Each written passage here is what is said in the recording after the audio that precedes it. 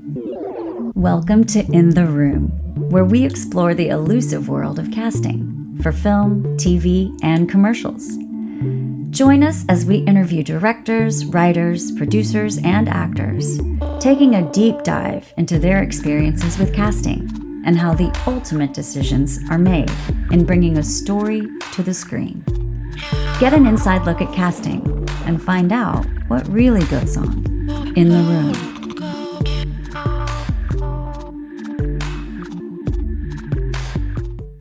Here we go. You ready? Yeah. Welcome to the room. I'm John Williams. I'm a casting director. I'm Kendra Franklin. I'm a casting assistant and an actor. And you have Cedar. I have cedar fever. Cedar fever. Yeah. Cedar so fever. You like my sexy, raspy voice. Yes, yes. For people listening, and they're like, who's that? Yes, I can put you to sleep with this voice. This is where I tell you what the internet has to say about you. Oh, shit. I know. I don't think, I've never really gone down. Yeah. Nope. You're probably smart. Yeah. Yeah. It's actually all good. All right. I left the bad stuff out. All right, good. There's not a ton on you, actually. So today we have Austin Amelio. He is an American actor known for his compelling performances on both the big and small screens. He's discovered his passion for acting early on. What's the small screen? It's your phones. Okay, Amelio pursued his dreams, holding his craft through dedicated training and gaining valuable experience in the industry. He earned his first on-screen acting credit in 2010 short film Potluck as Vincent Lowe. That's true. That's true? Yeah. Amelio began his career in an array of short films and appeared in smaller parts on TV shows such as The Glades. Is that it? The Glads? Never did that. And The Prison Break? Never did Prison Break. Amazing. Gradually building his career before his But break. I'll take it. That's a good show, sure. right? Why not? Put it on your resume. Yeah, Prison Break too. His breakout role of Dwight on The Walking Dead and Nesbitt in Everybody Wants Some, which I want to talk to you about that audition. Austin is in Richard Linklater's latest film, Hitman, which Netflix has acquired off of its premieres that were like outstanding in Venice and Toronto. Off screen, Amelio is a lawyer. No, Amelio is known for his down-to-earth nature and dedication to his roles. He values authenticity in storytelling and strives to bring depth and authenticity to every character he portrays, which I can concur on that one. Fun facts. I've never said any of this stuff. Right. So who's coming up with this? This is a mix between like Wikipedia, IMDb. I like it. It's like AI just like making shit up. Yeah, for me. totally. It's just cool. So fun facts. Let's see if this is any true. Background in stunts. Before pursuing acting full-time, Austin Amelio worked in the stunt industry. Never. Never done. Artistic skills. He has a knack for drawing and painting. I do paint. Okay, good. Comedic talent. Besides often portraying intense dramatic characters, Austin Amelio has a great sense of humor, which I think I can say is true. Yeah. And he has a love for an adventure. Ooh. He has a penchant and for like outdoor walks on the beach. Yeah, outdoor activities and adventure, often sharing his experience of hiking and skateboarding. Not a hiker at all. No. 0% hiking. Never hiked. Okay, so I'm going to score but the skateboarding internet. for sure. Yes, for sure skateboarding. Yeah. Internet gets a 56 Okay. on Austin Amelio. Yeah, they didn't fact check. They failed. Yeah. Okay. Which means I failed. Yeah, but you took it. No, they failed. Okay. You probably know more about me than I probably do. The internet. I was going to say, it didn't have anything about you living in Japan. Singapore. Yeah. Yeah. Tell me a little bit about that. Our first question is, how the hell did you get in this fucking business? Like, how did it start? How did it start? I really don't know. My trainer asked me that today, and I was like, I don't know, man. I really don't. Which we know you've made it because you have a trainer. Yeah. Right. Well, I'm prepping for something coming up, so Okay. I've been trying to get in shape. And, Okay. But I really don't know. I have no idea. I always thought watching movies and television, I thought actors, there was like this mystique, and it just felt like impossible to get into. Yeah. Like from afar, like, like watching on your couch and you're watching a movie and you're like, how? How? And I guess And how old was that thought, you think?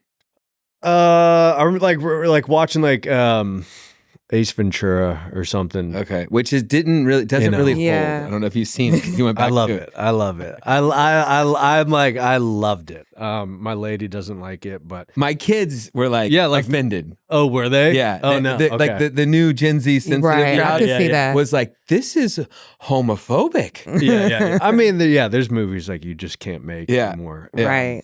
But Okay, I don't know. There was something mysterious about it, I think, and that was attracting.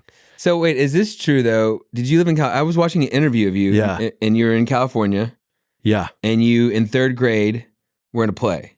Yes, that's true. Okay. I got selected to do. I played Lord Capulet. In third grade? In third grade, yeah. and like a Shakespeare play. For third grade, yeah. that's advanced. Yeah, there's like I was a monologue. I was Hamlet in first grade. yeah. I know, which is great, but it was such a small role. I didn't. I don't really remember the feeling of what I got from it. Yeah. It was I was so young, Yeah. but there was something where I was like, oh, this is really fun. Yeah. There was a desire to express myself from a young age, skateboarding, acting. There was painting. There was just something Artistic. I needed about it. something more. I didn't know what Did you it grew was. up? Was your family military or was it? My dad was just in the tech business. Okay. But yeah, I was born and raised here in Austin, Texas, and then we kind of went to California, then Singapore. But this has always been like we've always had a house here. Yeah. This has been home base. How was Singapore?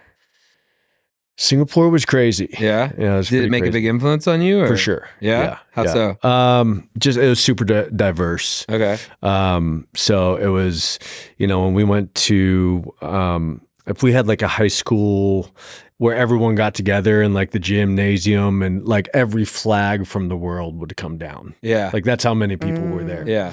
So it was an international school. Yeah, international. Okay. Yeah. That was huge. That was like, I think about it now and it just feels like it was a different lifetime. Yeah. But I think that, that had a huge influence on me. Right. I was going to say, any of that time you think really put into you as an actor today? I don't know. I'm not sure. I don't know. I don't think so. I mean, I was acting there like in high school and, but I think it did like me and my cousin who lived with me in high school would always do like impersonations or something because there's so many people around us all the time of like different cultures and different accents. So we would always be putting on the different sort of be clothes, doing that, the different costumes. Just to see if we could do it or like. I don't. Well, one part to make fun of people and laugh at people. What's up? Yeah. No, I mean mostly to make fun of people. Yeah. But you had the exposure that like 1000% because we're in high school. Yeah, exactly. You're a kid. I know. I made fun of my own family's accent. Yeah, I think it did have some sort of weird, subconscious. I don't know. Maybe it helps with certain characters. Let's say muscle, right? Yeah. Yeah. Just having a little bit of like I can play with accents. They come super easily to me. Yeah. So maybe that helps. And you're fearless when you're doing that because you're just playing around, right? So there isn't sort of like this pressure. No, there's no pressure. Find this character. So it's like even a bad accent's funny. So and that and honestly, the thing with accents is like you just need a little bit. Right. You just got to throw it in there every other. Just a little just a little something. You don't need like too much. Yeah. So that's the problem. And that's the problem whenever we're doing stuff that's in the South. Yeah. Being from the South, I'm like, I can't stand people that come in and just like turn it up and make them sound like an idiot. And it's so like, bad. Yeah. It's because a lot of people do like the old Southern. Yeah. Where it's like, all right, this isn't like the 1800s. Yeah. Like, Totally. And in Texas, there's like, there's West Texas, Right, there's there's different East dialects. Texas, there's all these. One's more high pitched, one's more drawn. Well, and then you out, start going one's more- south and you get into Louisiana and Mississippi and, and it's like and it's super there's- interesting. And It's like New York. Yeah. It's like there's so many different accents and so many. that's what different we do from the colors. South. We just do a general. Yeah, we just do like a Bronx, right? Or like some where they're like, dude, you butchered it. And you're like, oh, that's all I know. Yeah. Okay. So when did you say from that pet detective of like I didn't how do you do this Yeah. to like okay I'm gonna figure this out? I don't know. I mean, I guess I sort of dabbled in high school, like a little bit. In auditioning, like thinking as professional? No. Okay. No, just like doing plays or little acting classes here and there. And it always helped my GPA. Like I always did pretty good in the class. So I was like, oh, okay, like I'll just keep this as an elective. Yeah. You know what I'm saying? Because it was like, at least like that'll bring it up. And I would imagine it's fun. It was fun. And it was fun. It was like, it was fun for me. There's a kid spirit to it that I really enjoyed. And then it was sort of the same thing. I was like, fuck, like I was in Singapore and essentially had to figure out like my major and where I was going to go to college. Right. I was going to ask you, what did the adults tell you to do? Yeah. I was like on this island, right, in Asia, and was like, I guess I got to go to college, like figure something out. So I decided I was going to study that in college. I don't know. You were going to study acting? Theater arts. Oh, really? Yeah. And your dad and everybody was supportive, or they say? I mean, my dad was like, okay, like, sure. But my mom was like, and actually there were a couple performances that my dad saw me in where he was like, okay, like you're pretty fucking, you're good. Yeah, like you're this is impressive. I can do it, you know. So I think he backed it. Maybe you can get a guest spot on Hawaii maybe, 5-0. Maybe something, whatever. Walker, Texas Ranger. Yeah. And exactly. Well, you did Walker in order. No, wait, was it? You did? No, I never did. They probably said I did Walker. Right? Prison Break. Stop reading that. Prison Break. Your dad was like, you could probably get a gig on Prison Break. Your dad wrote this. Yeah. He wrote this.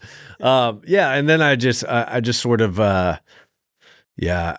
I studied theater arts in college. I don't know. I was just trying to keep it light. I was geared. At one point, I picked computer-aided drafting. Can't draw. Really? Had no experience with computers. Yeah, it's because of the pressure, right? The pressure is like you have 3 months to decide what you're going to do for the rest of your life after high school, and you're like, fuck, dude. Like, I don't know. Now that I have a kid, I'm like, the best way to go about it is be like, dude, go live your life for 2 or 3 years and then come back to me and I'll help you. Like, that way you just know what you form yourself as a person, and then you can go, all right, I want to go to school for this. And it's like, okay, then I'll help you out. I try to tell my kids, like, what is the thing that you do that you don't lose track of time? Yeah. That's not video games. Yeah, right. Which I guess you could, make a living at that. But I'm like, what is it? You lose track of time when you're working on something, and it just doesn't seem like it's work, right? Yeah. And I keep trying to find that with my kids. Yeah, same thing. And that was me growing up too. Was like acting and creating and writing, like just making stuff up. Yeah. But my parents were like, my dad's a musician, so he didn't care. He was like, sure. But my mom was like, you need to get a job at a job. But you never had that. Not really. I mean, my parents were pretty cool with, they were like, all right, dude, like go for it, That's like, awesome. Yeah. There's no real resistance. Okay. So you go to college. Yeah. Get out of college and you're like, okay. And actually do like zero acting in college. Really? Like zero. Yeah. Like, I don't know. Like it was such a niche thing. I just felt like I didn't fit in at all. Okay, you weren't a song and dance man. And were you back here when you were in college? Yeah, I was at St. Ed's. Okay. Yeah, did literally nothing. Was it mostly musical stuff, or was it like? It was plays, and I was partying a lot, and was kind of on a different track in college. And yeah, like I would do like the laundry for the theater there. Did you build sets? I would build sets. I would do like lighting. I would do stage construction. Yeah. I mean, they were mandatory. Not to like talk shit on like college theater, but or just theater in general, but people always have their like favorites. Yeah. There's like people that they cast all the time. Yeah. And like those are the guys. And and it's just like I couldn't really. Yeah, I didn't find a place in that. Yeah. Like I was, and you already did Shakespeare in third grade, so like, yeah. So I was way above grades. So I was like, dude, I'm doing Lord Don't bore me. I was like, this is bullshit. No, but yeah. So I literally did nothing, and then my senior year, I did like this on film class, and Richard Robichaux was teaching. And I came in, we had to do like some monologue, and he was like, dude, you look really good on camera. I was 2 years sober, so I was like real young and fresh looking, Right. you know? And he was like, I think you could do this. He's like, come take my class. He's like, come check it out, come sit in, see if you like it. And that was a Meisner class, like outside of school. And I already knew some people that were in his class, and went and checked it out. And I was like, I really like this dude. Like, you know, it was someone that like believed in me, I guess. That's all it took for me was my dramatic arts teacher said, "Hey, I think you're good at this." It's the only person in my life that ever said you're good at this. Yeah. And then really, you're like, fuck, you're like, oh, really? Like, And then you kind of secretly are like, know you like it and you want to do it, you know? Yeah. But until someone's like, and that's, you know, not everybody gets that, which fucking really sucks. But yeah, I guess I needed that. I guess I needed someone to be someone just kind of nudge you, give you encouragement. Yeah, just to be like, hey, I think you got it. I don't know. You should come like take it seriously. And so I did. So that was like. And did you go all in? All in. Yeah. Which I was always scared of too, because that's my personality is like. So all or nothing, baby. It's just like black or white. You know, it's like, okay, well, I pushed it away for so long doing other things that I was like, because I know the second like I grab a hold, it's like to the bottom. You know, it's just like, and Meisner's good for that. Yeah. It's 2 year program. Yeah. Those Meisner program I took, I could go up every day and watch class. If it wasn't my class. And so like, I was obsessed. Yeah, obsessed. I just got obsessed. And he made you feel like an artist. Like he just like would like start the class with you laying down on the floor and like reading a poem and just like listening, you know, and just like he would tell you like, you know, acting is not about just acting. It's like filling the soul up and like doing everything but acting, you know, and you're like, wait, what? Like, I'm so, he just demystified it. You know, and I think that was what helped it be so relatable. Yeah. And I guess you start your journey of like personal sort of like, is you said like, like learning yourself as an artist. And so how long did you wait until, because I imagine you got people in the class that were auditioning or like, and so you kind of networked there, right? Is this the time where you kind of transition maybe and realize, or was there a moment where they're like, you need to get an agent? Or do you remember when that happened for you? I never really like went down that route. I didn't go that route for a while. I was just kind of concentrating on like being better at as an artist. But yeah, I mean, you know, I was just doing whatever I could do in Austin. We're just like go to UT, walk in the rooms, audition for the student films and do plays and improv. And I was just trying to do it. Just work. Work. But whatever. That didn't even matter. Like commercial, sure. I'll audition. What anything. Anything. Like didn't even garage sale. I mean, you know, like, you know, you watched it. Like that's why I was stoked to come do this with you, because it was like I saw you from day one. I was there, like doing it, just whatever I could do. Yeah, but you never came off like you didn't know what you always delivered. Like you never like I never thought. I guess I never even questioned like is he new to this or is he just You're always solid. I feel like it's the ones that seem like maybe they're like my impression of you is like you're really carefree about it. Yeah.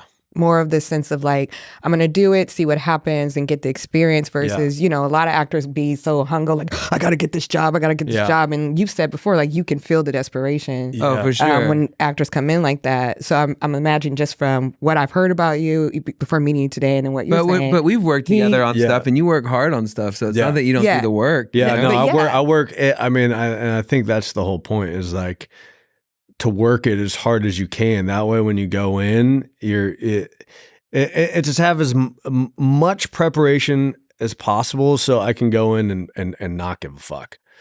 I would say you're good at that. You're good at walking in the room and letting it go. Yeah, right. And being present, because you can't prepare for that. You can't keep working. Yeah. Well, I can't prepare for being nervous in front of you when I walk in. Yeah, you know, there's all these like little moments. Well, in the room, out in the waiting room, there's just weird. There's no prep for that ever. Like there's just nothing. And every room that you go into is different, completely different vibe. Yeah. And there's just like there's nothing you can do. I think people don't understand too that like every job is so different. The tone, what they, you know, and then to me it hits me sometimes that it's really based on the people that are directing and producing their taste, right? Yeah. And a lot of them don't have the best taste. Yeah. I mean, so I'm like, you're going to go you're going much with that guy? Okay. Yeah. So much nowadays. Yeah. So much. And so take us through the journey of like your first audition and how bad was that? Man, well, I remember like the first film I did, I like showed up and they were shooting on like a point and shoot camera. Like just like and I was like, fuck, dude, this is not like what I thought. Like this is not what I thought it was going to be. Where's my trailer? Yeah. Right. Like, it was just nothing like that, or that it was nothing that I had like envisioned. So it was just real. I was just doing real guerrilla stuff, even just to like, if there was a crying scene, to practice that. Like I was really bad at crying, like I was just trying to like find things that I was not good at and try and do them as good as I could, like even there was like a Royal Tenenbaum scene that I did at the UT film lab, the RTF or whatever, and it's just things like that, like trying to just get more and more experience. That was sort of like the goal of it. Did that all. come from a place of like insecurity, or just a place of like knowledge of like, look, I just need to have a safe place to fall on my face everywhere. Like I need to like. It was pretty much that. Like I just wanted to fall, and see if I could do it. But did you need the pressure to get you to try as hard as you could? Like you had to do a UT film lab, or it couldn't be like a class, or it had like I was doing it in class too. Really? Yeah, I was doing it in class. I mean, classes where like I would really experiment. Like really, really go to town. That's the hard part too, because everybody tries to be so perfect in class. In and like, class? a lot of times, like I feel like, and I always feel like with classes, like you have a teacher, and as much as they're saying like, there should be a freedom there, you are curating your performance for that person's approval. Yeah. No, you are, in a certain way. But with Richard, it felt like he could tell if it was like too curated. Or he would stop you, performing for me. and be like, "What? Why are you doing this? Yeah. What are you doing?" That's great. You know, and it would really like make you question, like, "Oh, what the fuck am I doing in this scene right now? Like, am I in it or not?" Like, did I prep really for this when I come in the door and do give the a safe scene? space to be able to be honest and say, that's huge. Yeah, it was. I mean, that was really the most, probably, it was the most like freeing thing I could experience at the time. Yeah, because I was pretty closed off, to a certain extent, but. I mean, I know for me, I was afraid of being vulnerable. I think totally. and being raw and being seen. So it's like I thought I could act because I thought I could control it. Right? I thought, I have all this emotion because I'm an emotional mess, and so I need to express it, but I'm going to control it. And there was that gap of like, no, you can't. You got to be a nerve, and that's why some of the best actors have such a hard time, because they're just a raw nerve. Yeah, I see that a lot in male actors, and I studied Meisner too. I heard a lot great things about him. I think my cousin studied with him, but then I got with Laurel. So she's similar, and so a lot of the male that needed that vulnerability, like she had to work with them to like, hey, she was stopped and to help pull that out, because I think as men, you guys get taught to. Lock that up. For sure. I mean, 100%. like, I don't know, like my dad was like just a super tough Italian dude. So it was like, it was no emotions. It was like no, he was like an Olympic wrestler. He was a boxer. He was like all these things where it was like, nah, like none, like don't be a pussy. Right. Like, like how can y'all connect to something you don't see? And I think that was the other thing about acting is that I wanted, because I had sort of gone about my life like that for so long, like just trying to be tough and do this stuff. Like I was interested in what was in here, like thoroughly. I wanted to see if I had it or What's crazy that guy supported you in this journey. Yeah. Maybe there's something there in him that he didn't get to do, right? 1,000%. Yeah. And then that's great too, that you found a space, laying on the floor, reading poetry, like exploring, like gives us freedom to open that up. Yeah. It was cool. It was really cool. Yeah. I never felt from you that your performances when you'd come in were not like that it was like manufactured or you were closed off. Like you always seemed very much present and open, and yeah, always nervous though. I felt like talk about that a bit, because that got me too forever. Yeah, I mean, I got nervous like driving here, you know, because it's like because I'm so used to like driving to you to something's at stake, for something right? that's going to change your life. Yeah. You know, and you're like, it just becomes like sort of present in you. Like, just like anytime like I drive down 35 because there's, you know, Vicky Boone's office and Beth. Yeah. It's like, I'll get like my hands will start sweating if I'm driving north. I understand that. Seriously. Do you know what I'm saying? Yes, like, 100%. For real, right? Like I work for this dude, right? I've had auditions going in. I know I have to work, but I still freak out. I mean, I have people. What do you guys think that's about? Because there's so much at stake. Yeah. You know, when you want it. Yeah. There's just so much. Any job could be completely life-changing. Yeah. Completely change your life. Oh, I used to tell my mom when I was in LA auditioning, and I'd be like, how many job interviews have you gone on in your life? She's like, 3. I'm like, how many of those jobs you get? Yeah. She said 3. I go, I went on 3 yesterday. I'm going to go on 3 tomorrow. I'm probably going to go on 10 this week. And I'm not getting any of them. Right. Yeah. And they all could change my life. Yeah. Whether it's $1,000 or a SAG commercial, it's like, it could make or break me. Yeah. And so the stakes are high. And maybe that's what it is, right? We have this constant where we're repetitive on edgeness that never ends in this industry. No matter like you book a job, but you still got to book another, or you may never book a job, and then it's like you're on the job and you're trying to get another job, and you're thinking about where's my next job, and I'm always like, dude, enjoy the job you got. Right. It's so hard. Yeah, right? it's so hard because you're like, okay, I got this one. What's next? Yeah. It's the carrot's just sort of like always dangling, you know. And I think everybody feels this way. From a director to a producer to I mean, I'm as good as my last phone call. Like, you know, like we're all in the same boat. You know? After like kind of being in it for a while now and sort of realizing like, oh, like everybody, Ed Norton feels like this, you know, like there are people that it's just a constant, it's almost like a PTSD thing. Not that it's even close to obviously someone coming back from war but it's just in the sense that you're like, I don't know if I'm ever going to get another job or if I'm going to work or Yeah. You know. Well, there's also this other thing that happens, and it happened to me, and you see it in LA all the time, where people you start seeing they book in some stuff, and they're getting some stuff, and they start getting real cocky. Yeah. And then they come in, and they're great because they're confident. Yeah. They don't need it, right? And they're performing great. And then you start seeing it's like, oh, checks are not showing up as much. Right. And you start seeing them get desperate, and you're like, dude, you got to chill. Like you got to trust. You got to trust. I just felt which is why I think also it's like you have to be in it for the craft. Mm-hmm. You have to be in it because you really like want to like learn how to react with someone there, or like, dude, you know, there just has to be, if you're in it to be famous by Friday or in it, that's not gonna work. It's just not gonna happen. But it's different than like you struggle, you get a payday, and then you start struggling again. Like I remember, I thought it was like I was gonna keep going up and up and up. Yeah, had tons of commercials. I was like, and then it started going away, and you're like, I got to get this one. No, I got to get this one. Which is like you said, that ruins your ability to get it because you're bringing that into the room. Yeah, it does. Completely completely desperate. And that you can feel, you know, that sort of reaching from someone, I think, or it's just like, so it's not even the scene anymore. It's not, they're not even acting the scene anymore. It's like just this like urge to have it. Well, especially in advertising and commercials, because it's like most people are just like doing it for the paycheck, right? So you're like they're not even thinking about it in a way that's like, hey, what's the moment here? What's the humanity I'm bringing to the table?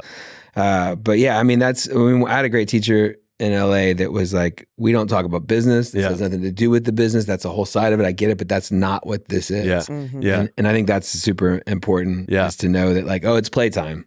Yeah. It's not business time. Yeah.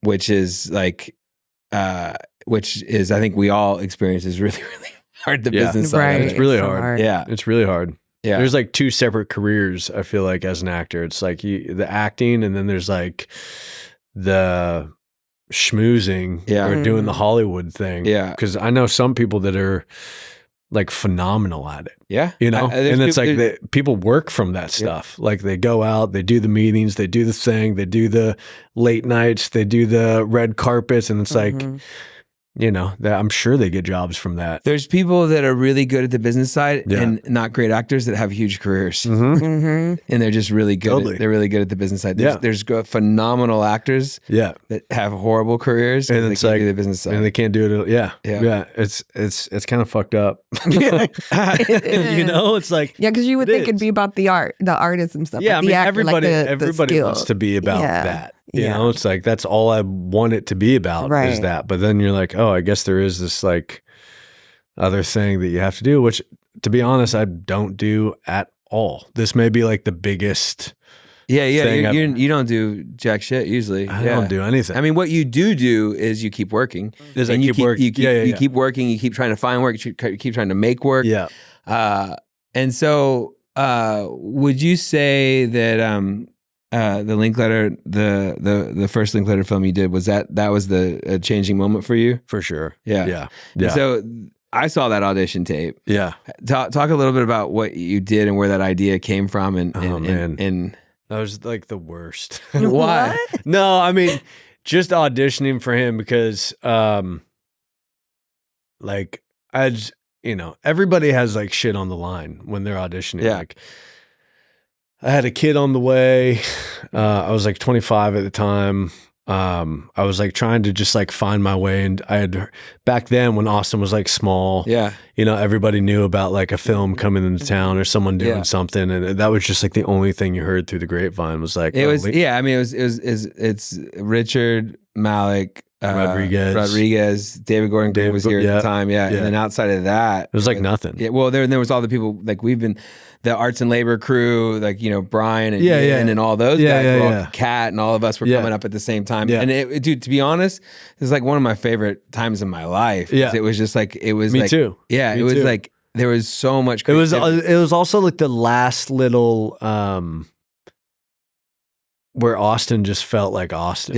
Like it really was like what was that? Like 2009 or 10 or something like that. No, like it was like Austin was like, it would be like a couple years after where everyone was like, Austin, like, oh yeah, I know Austin. And like, and everyone started coming here. But that was like the last little special time. And people were allowing us to make stuff. And people were making stuff, you know, and then and the whole city was cool. Like it was easy to film here. Yeah. And it was like, it was like dark and gritty and, you know, there was like bars that you like still couldn't find. Or like, you know, like, I don't know. It was just a special. Yeah. And anytime you'd go out, you'd just see people that you knew. Like it was like for me, LA was that in the late 90s, early 2000s. And then I got here at like 08, right? I came back and then, it was just 8 to like 11 or 12, 2000. Yeah. I mean, it was great. I mean, 2008 to like 2012 was great. And then 98 to like 2003 in LA was the same way. It was like,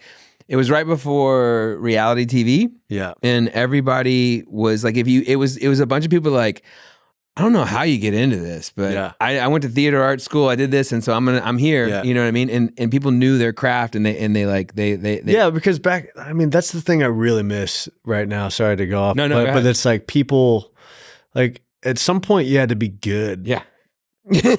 No, you know, like, I don't know what's going on now. Yeah. Like it's at some point, like, I mean, obviously like 60s, 70s, 80s, 90s, like they didn't let a lot of people in and we didn't have the technology and the platforms that we have now. Yeah. So you had to be really good. Yeah. You had to be like insanely good. Like Philip Seymour Hoffman good. Yeah. You know, if you wanted into the little club. You had to have a performance that showed people, right? Yeah. You had to one, get through the maze. Yeah. And then do a performance that broke out. That was like, and there's no way to do a breakout performance because we're not all concentrating on a theater. Yeah. Right? There's just so much that there's so many great performances that you don't see. Yeah. Because there's so much content. And not. You know, there's like most of the performances I see lately are not good. Yeah. Because there's such a big entrance gate now that it's just like everybody can do it. Everybody is doing it. Like, if you pop on as an athlete or a musician or whatever, it's like, okay, now this is the trajectory. You're going to go do movies. Yeah. Yeah. It's weird. Yeah, it's super weird. And it's hard. I think the material's hard to find. Right? Extremely hard. Yeah. And I can tell you from a financial side, the money's really hard to find to get even if you have something that's not, you know, like a no-brainer for a financier, you know, it's really hard. Yeah. Yeah, it's difficult. So back to the tape in the Linkletter auditions. Yeah, well, he had just come off of Boyhood, so he got nominated for an Oscar for Boyhood, and he's just notorious for casting people that like somehow go somewhere. So did the film, but the audition though, you guys do that tape on your own to get attention? Me and Justin, yeah. So we, I auditioned for him 5 times. Okay, so it was for the role. Okay, so it was. Yeah, you had to. The original thing was like an interview, and then you had to make with Vicky, right? With Vicky, yeah, and you had to make like a baseball tape. Okay, and so Justin Street, who I love with all my heart, man, such a character. He's just the best, dude. Yeah. And, is he still in Austin, or he's still here? Okay, yeah, cool. Yeah, and he was he played he was like almost a pro baseball player. Yeah, and his brother was pitched for I think the Angels, right? The Angels, or what's the green? I don't know. Not the Angels. No. I know it was green. It was. I'm gonna get shown. Sorry, Houston. I know him. Sorry, dude. Oh my gosh. Anyways, so he was really good at baseball. I played baseball growing up, and I got my buddy Calvin Miller. He made the tape for us. So you guys were told to make the tape. We were told to just make a tape. Okay. A tape. Okay. Like whatever that meant. It was like some people like just showed them throwing and hitting, and I was like, let's do something crazy. Dude. Like, let's go. I mean, we were wild too. We were drinking at the time and partying, so it was really. It had an energy to it. It had a crazy energy to it, but it had a phenomenal energy to it. Yeah. I mean, it was like it had it had like the spirit to it. Yeah, it had something to it. I don't know. That was me and his relationship anyways together. Yeah. Because we did like True West together. We put a Sam Shepard play on by ourselves in a barn and like bought all the beer, and you know we were doing this stuff. Yeah. So yeah, we did that, and you know what's funny is like years later, like Ginger Sledge and like Rick told me that we were the first 2 to get cast. Okay. Off of that tape. Okay. Because really what it was is that he wanted to see what people would do creatively for the role. Yeah. Or just on their own, you know? So just get a sense of their creativity and their spirit. Yeah, just to see, because he casts people based on that in a way. Because once you get in, it's like, well, now you can rewrite stuff, and now you can like participate in the script. Well, now you guys can dance together, and I know that I know that you at least know how to dance. Yeah. And now I can teach you this. Exactly. Yeah. Exactly. So that was pretty special. That was really cool. And it was after like 5 auditions, me and Streeter. And you guys did it, and the spirit of it was like, I don't think it was like, oh, let's do it for Richard. It was like, let's just go make. No, it was like, let's go make something badass. Let's have fun. Yeah. Like, let's just show that like we can have fun. And like the guy that made it with us, who filmed it, was like one of my best friends at the time. So it was really like 3 best friends collaborating. Just collaborating. And then my lady, she picked, the film took place in 1980, and she found this Paul McCartney song called "Coming Up." Yeah, and she was like, "I think you should put it in there." Yeah. And I get emotional even talking. It was phenomenal because it's like it was like such a fun. It was like we were so hungry for. And that was the moment for me. I was like, dude. Fucking Austin. Yes. It was like such a weird name. And Temple got in. Temple got in. Yeah. I just had coffee with him like 2 days ago. Temple. Temple got in. He's the best. He's the best. And it was just one of those things where it's like everybody that was in the film was on the same playing field. Yeah. Like we were all sort of, there was no like real star. Yeah. You know, we were all just in the same. And it kind of needed that, right? It needed that. Yeah. I remember that. And there was a lot of pressure because it was like his Dazed and Confused follow-up. So there's a lot of pressure on that film. Yeah. So everybody was like, who'd he cast? What's happening? And then after that, before it came out, and I was like, I think this is my well, then you went to LA. I went to LA. Yeah. Still probably not a lot of cash. Zero cash. Left my newborn, left my lady. Yep. Taking the bus, I remember. I was taking the bus to like Santa Monica for like I literally did zero partying. I did not do a single thing in LA but audition. And you got an agent out there? I got an agent here in town from my buddy Wyatt Russell had an agent. Okay. And he was like, dude, you gotta. It was really him that was like, you got to get this dude. You got to capitalize on this moment. Like and that's the business well, he side. was telling his agents like. We went to like Loro or something. And they're like, he was like, you gotta like, this is your guy. You're next. Me. He's talking about me, and I was like, dude, thank you. Like, I don't know why, but it was just part of the shit is luck too. Well, I mean, but there's also probably a part of like, but it's also like you got to listen to like what's happening. Where it's and you've got to see it, right? And you have to see it. You have to see it. And Richard always told me, he was like, look, you'll when people say like LA will call you, you'll know when it's time. It's like it's a literal phone call. It's not like a figurative, like metaphorical thing. It's like, dude, shit, LA's calling. Oh shit, that's Los Angeles. Like, no, it was like they were like, dude, you should come out before the film comes out. Right. Like, do pilot season. Yeah. Right. That way, if I'm like horrible in the film, no one will know. Right. Well, and also too, I think Hollywood's afraid to miss the train, right? Mm-hmm. So you got to get them before the train, because when you do a film, it's like the first 2-3 weeks of coming up, everyone's just like wants to talk to you. Yeah. If it does well, a week after, 2 weeks, right? Yeah. And then after that, it seems like everyone's good luck, on it. dude. Yeah, it's like And you mentioned, hey, I was a part of this massive thing, and they're like, oh yeah, I didn't see that. Yeah, or cool. Like cool. I don't know. We got Timothy Chalamet now. Like he's way hotter. He's super good. Like you just like. So that was sort of the deal, I guess. I told my lady and my little dude, but I was like, you guys stay here. I'm gonna go out there, get a spot, and I'll bring you guys out in like 3 or 4 months. I'm gonna do pilot season. Did that and drove them out, I think in like April. And my lady was like, well, what if you book something? Like, we're going all the way out here. Like, I was like, dude, we're fucking, nothing's happening. Right. Like, we'll be here for 20 years. Like, right. We're going to be their new life. Yeah. Right? Like, we're here. And then got the Walking Dead audition. And, but you went on a ton of auditions. I went on, dude, I was auditioning. I remember you told me you went on a lot. Every day. Yeah. Like to the point where like in one, like I was so like just wound up from auditioning. Like I had a full on panic attack in an audition. Like I was like stressing myself out. Like woke up to like the casting director over me and it was during a panic attack scene, dude.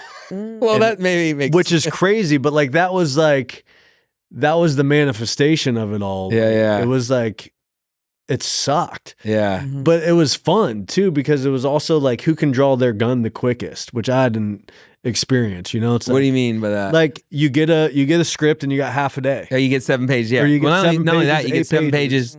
You get 7 pages, then you get another 7 pages, another 7. That's where that pressure comes from. Yeah. So there was like you have half a day to prepare, and that's it. And it's like who can come in and do it the best in half a day. Yeah. And I was like, damn, I kind of like this. Like you do? I did. I liked it because that was like, from skateboarding and having this sort of like adrenaline thing to me, that was like.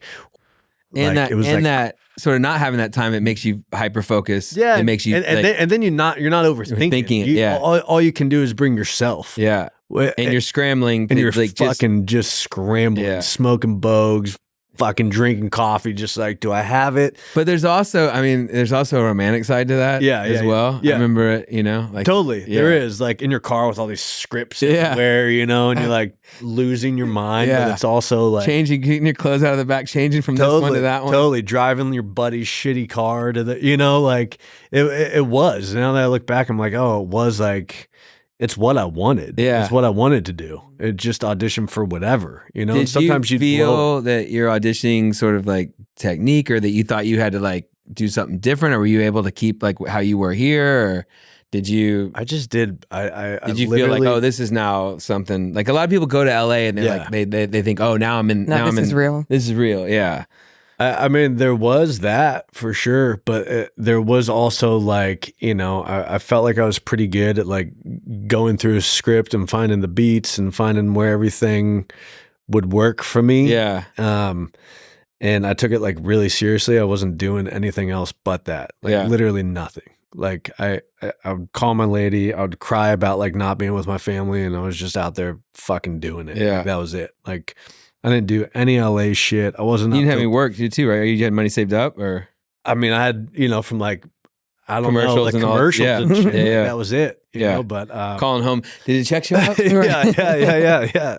Exactly. Is there a residual? Did you get a residual? Yeah. And that was it too. Like I had a kid who was, he was 5 months at the time, 6 months. So it was like serious for me. Yeah. I mean, and we've talked about that. Like he and Heather are talking about, once you have that kid, it kind of just changes the drive. Changes for you. Everything. Yeah. And I didn't know. I mean, I thought when I was going to have a kid, like it was going to be like, I was like, oh, fuck, I'm never going to be able to do this. Yeah. Like I remember like getting the news we're having them and like crying for so many different reasons. Yeah. Happy, sad. Like, what does my future look like? And it just like sailed me in this other direction that if I didn't have him, there's no way I would have done what I did. Yeah. 0% chance. Oh, really? Oh, for sure. 1000%. You mean that added pressure? Yeah. Okay. Yeah, 1000%. Yeah, I remember. I was drinking. I was partying. Oh, really? Yeah, Still? yeah. I was like doing the deal. Even when you were out there? No, not out there. Right. I'd already been like I was sober at that point. Yeah. Yeah. I remember when I had to make the decision to go, like, to stop acting, or I made the decision, or I had to at least start taking care of the kid and figure out a way to be more responsible. Yeah. That's a hard moment. It is. But then Francis Ford Coppola says, he's like, if you want to be a good actor, like have a family. Yeah. And I mean, I think it helps. I mean, especially as you get older and you have to play. Yeah. Well, you don't have to like imagine shit. Yeah. You're already naturally adding another layer of life. Yeah.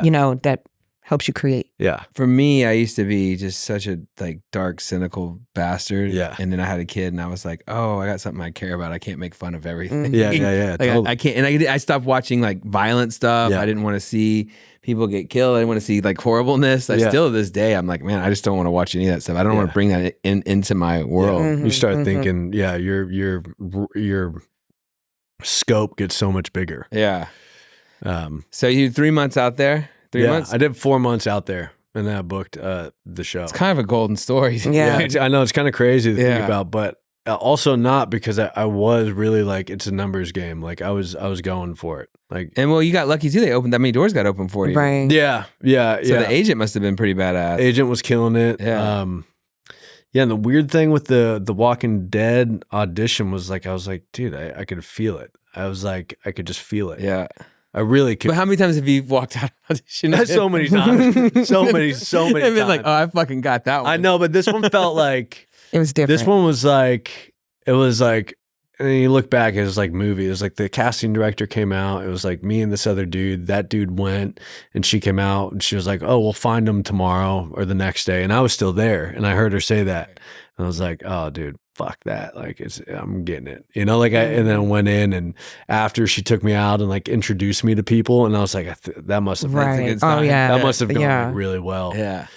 But I'd also worked on that thing with Justin Street in his garage in West Hollywood for 13. Justin moved out too? He was out there, yeah. So I worked on that thing for like 13 hours the day before. Like, so it wasn't like, some people in LA will go in and like just like bring their script and like pretend like they have no idea what they're doing, and that's like some like LA thing. And I was like, dude, no, I literally was in this dude's garage doing this shit for a fucking day. Yeah. Like working. Right.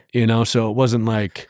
Well, that's what I've always said. Like people get off, they're like, well, you don't have to have it. You don't have to be completely off book. And I'm like, well, the guy that is usually gets it. No, like that's minimal requirement. Yeah. Is what I've always been told. It's like, if you're not off book, like. It changed. It used to be like, don't hold your sides, because they want you to think that you're still working on it, right? It's not a finished product, which I never really got. Yeah, which I never really got. I'm like, okay, I don't. And that's the problem with our industry. So someone at one point says something, and then it's like that's the casting director is like that's the way it is, right?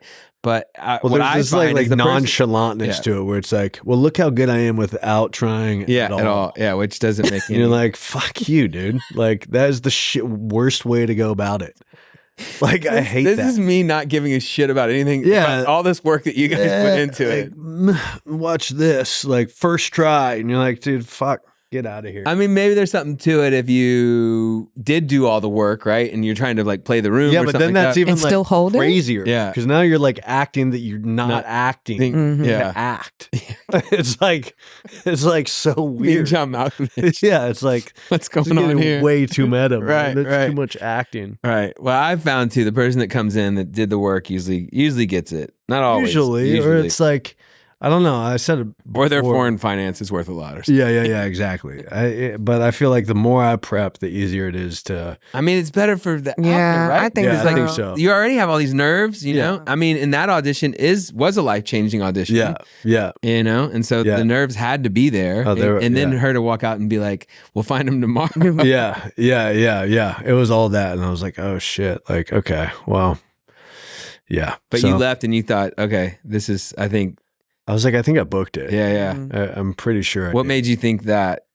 Was the producers and director there, or no? But she like took me out and sort of introduced me to people in her office after, and I'd never had that happen before. Yeah, it just doesn't she was like, "Hey, this is Austin," like, and I was like, "This is kind of weird. Right. Like, this feels like pretty good." Yeah, you know? Like, yeah. It's not like. And I just felt sometimes in acting, like you do sort of get in, there is like this like little zone that you try and get into. And it's like, it's almost like you're going like 1,000 miles an hour, you know? Yeah. And it's just like, there's nothing, you're just in the scene. Yeah. And I felt that happen in the room where I wasn't like looking at you or looking over here. You were able to be in the imaginary world. I was in it. Like I could feel myself in it, and then you sort of come out. Which comes from doing all that work, right? Because then you can go in the room and you can sit in it. Yeah. And you can kind of be in it. You can kind of come, hey, how you doing? But then you can jump back in it, right? Yeah. Like, and the more work that you do, the more that you're in that imaginary world, the more you can keep it with you through these weird sort of stages. Yeah, and you can improv with it. Right. You can really any redirect, you can still go with yeah. it. Yeah. You know, or you walk in and there's a table and you're like, fuck, I didn't prep for the table here. Right. You know, right. but it's like if you work on it, it's like then you can really sort of adapt and just be sort of like really pliable with it. As opposed to people walking in. Can we take the Picasso thing down? I wasn't expecting right. Like I've had people come in the room and be like, I didn't think that there would be this many people in here, you know? People do that. And I'm like, what are you doing? Yeah.